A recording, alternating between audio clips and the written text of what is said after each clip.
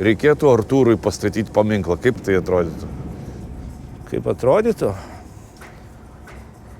Vienoj rankoj batonas, kitoj rankoj tarka. Va tai, va. Nu, arba tarkuojantis batoną. Nu, kažkas va tokio.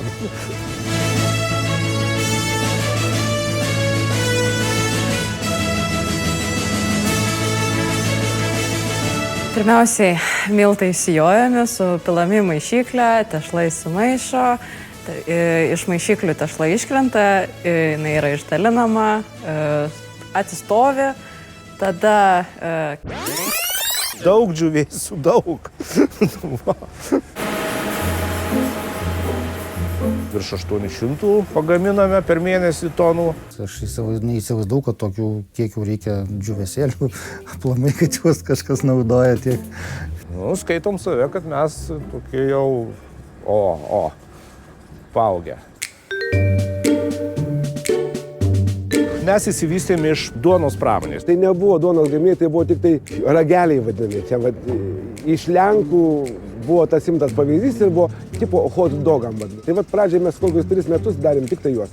Pradėjom brandinti tą mintį, kad mes gal metam tas duonas visas, batonus tuos. Kaip ir visur, Lietuvoje idėjų niekas nesugauna, yra copy-pastas, yra taip, kad čia. Išsikepėm batoną, sumalėmės jį, sutrupinom, džiūvėsis, bet jisai batoniškas toks džiūvėsis. Močiutės kaip anksčiau tuos kotletus iš tos batoną susitarkuoja, tai perskambinsiu. Mes neturim nei technologų, nei nieko. Mes buvom patys savo technologai, patys mokėmės. Čia buvo konteineris, 6 kubis. Ir daug ten tonų viskas išeidavo. Na, mes nudažėme tą džiūvėsį, ten nusipirkę tų maisinių kažkokių dažų ir taip toliau. Patys žiūrime. Nu, gražus, o klientas ir klausia, kas čia? Džiūvėsis, kur naudojate? Ne, sako, mes tokių nenaudojam. Nu, bet jisai gražus. Nu, bet sako, jisai niekam netinkamas. Įkūrėjai Gintautas Juraitis ir Egidijus Lesuraitis, jie nupirko patalpas, tai yra mokykla Linksmakalnyje, jie renovavo ir pradėjo visą tą veiklą. Čia buvo krūmai, pelkė tokia, kažkas tokio. Jau seniai jos nebuvo tos mokyklos, čia bomžai gyveno. Viena buvo, bet paskui mes jį darbinom. Jį kaip su pastatu nusipirkom, taip sakykim, radom ten jo apartamentus. Iš pradžių tai jisai buvo sargas. Nu, žodžiu, ar taip iš čia gyvena, nu tai tegul ir saugoja. Nu, bet vis viena buvo antram aukšte kabinetą, ten biologijos, man atrodo, buvo padegtas dar. Tai dantinė tą įsirovė, jeigu jam skaudėjo, ten, žodžiu, nu, ten toks žmogus, kur ne vandenį alų gėrė. Jis išeidavo į lauką, parūkyt, grįžta, labiau matosi, kad paragavęs. Tiesiog sugalvojo žmogus, atsibodu dirbti. Išjungiu liniją visą, tai jisai išjungi kirtiklį ir šiandien baigiam darbus. Jis jau buvo taip apsiforminęs, kad jau jam sunku buvo ten su tais mygtukais ir rankenėlėm. Gamybos vadovui tada pritrūko kantrybės, atvažiavo su šautu. Aš tave nušausiu. Žmonės man skambina, sako, Dainiau, gelbėk. Sako, atvažiavo gamybos vadovas nušaut Veriką atvažiavo. Važiavau, bet tai ten tik tai tarp kitko buvo, pagazdinti. Nu, jisai subomžėjo visai ir po to jau ten, kaip sakoma.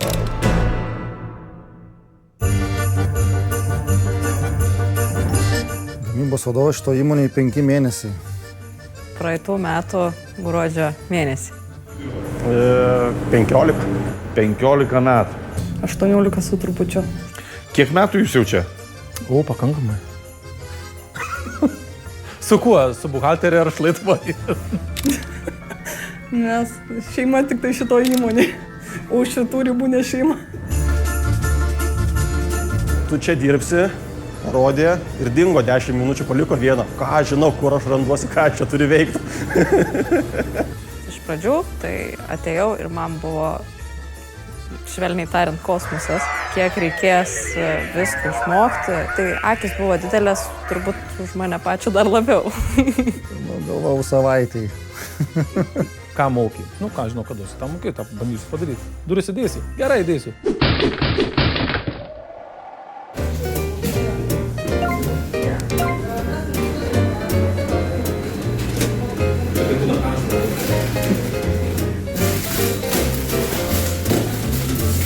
direktorius, jisai sako, žinok, Džinora, jeigu dirbsi čia, po kelių metų šita įmonė bus didžiausia Pabaltyje.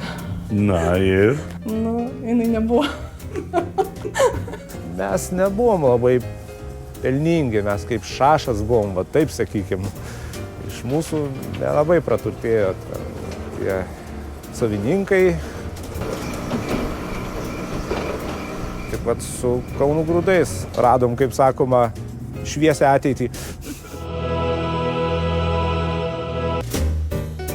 Kaip mus nupirko, gal už poro savaičių buvo susirinkimas Kauno Grūduose. Na ir mes jau su vyr buhalterė jau važiuokit. Nu, tai tą pirmą susirinkimą pavėlavom, todėl kad buhalterė atostogavo, kol aš ją ten susiradau, pasigavau ir taip toliau. Nu, aš jo ilgokai laukiau ir mes pavėlavom, sakykim taip. Pirmas susirinkimas, vienu žodžiu, ir taip toliau mes vėluojam. Atvažiavom ir gal 30 žmonių pagrindinėje salėje. Įeinam tokie našlaičiai, atrodo tokie prasikaltę. Kas dabar bus, tai mes, nu, tokie buvom nelabai ramus, kaip sako. Surašė duomenis, telefonus, sako, jau eikit, viskas pasibaigė. Norėjom susipažinti, pažiūrėti, kaip atrodo. Tik tiek, tik taip.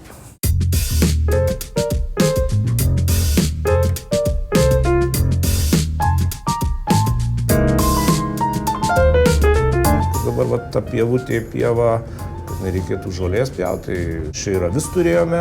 Parvežiau 2 avytes, pirmadienį susirinkam į darbą, žiūrau 2 didelės avys ir 6 maži aviukai, mažiukai. Tos pasigimdė per naktį, abidvi mamai skambinau, sakau, mama, kaip ten, tai galbūt papuolį vaikingų, sako. Tai paskui mes taip, užsiauginam tą ėriuką, pasiskirdžiam, tai čia mes būdavo virtuvė ir su kopūstais tą vieną ir pasitroškinam. Tas kolektyvas buvęs toksai daugiau vėlių prišveitęs, tai mes čia ir įsimaudę esame, paskui plovė tas patalpas, kol direktorius nematė. Ar ten sniegų išmaudyti, ar dar kažką, tai čia Dainis yra visų šitų pradininkas. Kiek išmaudęs visų, ar ne? Maudau, kol švarus belieka. Sustom ties seniūniją, gamybos vadovas su to pačiu Dainiu Staugaičiu išlipo. Sako, mes einame į seniūniją ten kažkokiais reikalais. Sako, tik nenuvarykit mašinos. Nu, tą mintį papiršo mums, užkūrėm ir nuvažiavom. Išeina, nėra nieko. Čia į darbą mes atvažiavom, kad mums būtų patogu, jo. Pas mus cukraus nėra, tai druska. Kavą pasidėjai, prisipylį, pasiėmė, suri kava. Kada, sako, tu spėjai pripilti druskos. Bet ten būna, kur dozuoja cukrų, ten būdavo man druskos pripilta. Būdavo, kad visokių figūrų prilipdai iš tešlos ir iškepi. Ir tas, kuris turi ją susmulkint, randa visokių ten kaktusų ir panašiai. Paprašė manęs, kad aš moteris pamokinčiau, kaip reikia iš talpų vandenį išleisti. Nu ir aš, kaip sakant, kiškis drąsuolis. Ir gavosi taip, kad aš jam beaiškindama, netyčia kažką vandens talpose paspaudžiau ir tos talpos persipildė. Tai teko kviestis mechanikus, kad man padėtų ir daug keiksmažodžių buvo. Prie konvejerio tiesiog stovi, atsisėdi, lauki, kol prisipildys fasavimo aparatas, atsisėdi ir užmiegi, belaukdamas. Pradeda sirena kauka tai dirbti. Arba jeigu pramiegi, tai bėga per viršų. Tada eini kas, nuo grindų. Nusės tavo kumai, tai tada galėsi išvišinti. Žiūrėk, ištraukė. Žiūrėk, išvilko, oi, viso. Pirmas atvejis tai buvo kaip nuo dulkių toks sprogimas. Toks labai nedidelis, ten minimalus įvyko traumas. Mes esam čia padegę tuos žuvėsius džiovykloje. Tai buvo tikrai šokas. Dulkėtumas, žinau, dega. Tai mes buvom padegę. Paskui valė, suodžius gramdė, kad čia buvo. Gesintuvus purškė į džiovyklą, kad buvo. Lydama dangą lipinau ir žiūriu, labai dūmai eina iš apačios, galvoju, gal nuo karščio, kas tai žino, o paskui žiūriu, ugnis jau eina. Tai kai ugnis jau eina, tada aš nušaukau nuo to stogelio, kuris buvo ant stogų, ten stoginis, ir galvoju, dabar nušauksiu nuo stogų, baigsiu gesintuvą pasimti. Bet aš tuo metu suvokiau, jeigu aš nušauksiu gesintuvą pasimti, aš jau neužlipsiu, nes kopiečius tai viršui. Tai gavosi taip, kad ten su skudurais, su viskom užgesinau. Baigiam vidurinę ir jau dabar jau, kaip sakoma, apsidairėm. Antras fabrikas ir dabar jau, kaip sakoma, sparnus pakėlę, norim tolin, kuo toliau. Nu ką, sveikinu sulaukus tokio gražaus jubiliejaus, linkiu ištvermės darbe, susigyvenimo, vienas kito palaikymo.